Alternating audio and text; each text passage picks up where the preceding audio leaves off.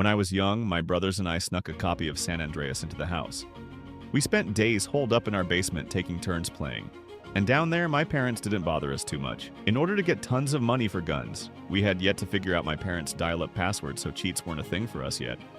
We would go to the strip club and stand on the stage, absorbing the money dudes threw at the women and just let the game sit for 10 to 20 minutes. One day while I was playing, my mom yelled down to the basement at us to get ready.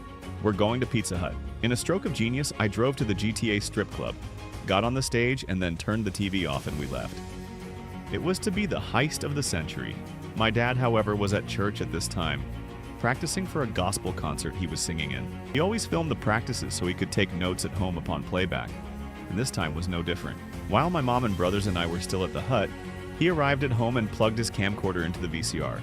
We had just one VCR, and it was connected to the basement TV. Back at the hut, my mom gets a phone call.